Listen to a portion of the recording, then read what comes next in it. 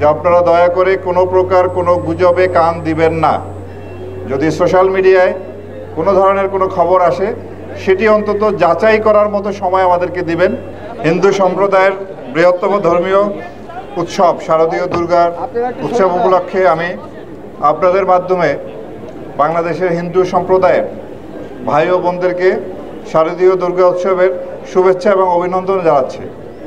আমরা এই বছর এই অনুষ্ঠানটি সুন্দরভাবে সম্পন্ন করার জন্য যাবতীয় আয়োজন করেছি।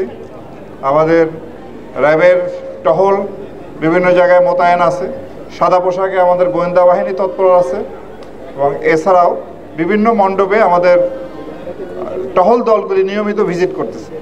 বান্ডেল থাকলে প্রতি সেনমানিতে টাকা বাঁচবে। বিকাশ সেনমানি বান্ডেল কিনে জিতুন প্রতি লেনদেনে। অন্যান্য আইন শৃঙ্খলা রক্ষাকারী যে সমস্ত বাহিনী আছে তাদের সাথে সমন্বয় করে এই ডিউটি করতেছে।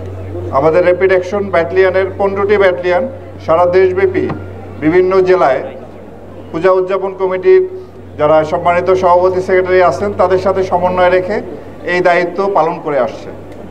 আমরা আশা করি এবারের পূজাটি খুব সুন্দরভাবে আমরা সম্পন্ন করতে সম্ভব হব।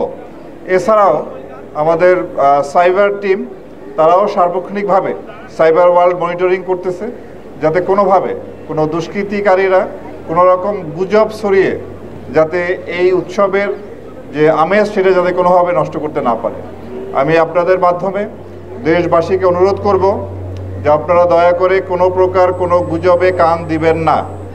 যদি সোশ্যাল মিডিয়ায় কোনো ধরনের কোনো খবর আসে সেটি অন্তত যাচাই করার মতো সময় আমাদেরকে দিবেন।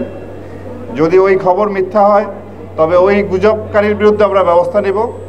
আর যদি সত্যি সত্যি কোনো ঘটনা সোশ্যাল মিডিয়ায় আসে যার সত্যতা আছে সেটাও আমরা অনুসন্ধান করে ওর বিরুদ্ধে আইনানুগ ব্যবস্থা গ্রহণ করব। সুতরাং এই গুজবকারীরা যাতে কোনোভাবেই সফল না হয় সেদিকে আমাদের সতর্ক থাকতে হবে। আমরা জানি যে এই পূজা শুরু হওয়ার পর গতকাল থেকে এর কার্যক্রম শুরু হয়েছে। আমরা এই পর্যন্ত সারা দেশে বিচ্ছিন্ন কিছু ঘটনা ঘটেছে এবং প্রতিটা ঘটনায় আমরা আইনানুগ ব্যবস্থা নিয়েছি। সুতরাং যাতে আর কোনো ঘটনা ঘটতে না পারে সেজন্য আমরা সচেষ্ট আছি।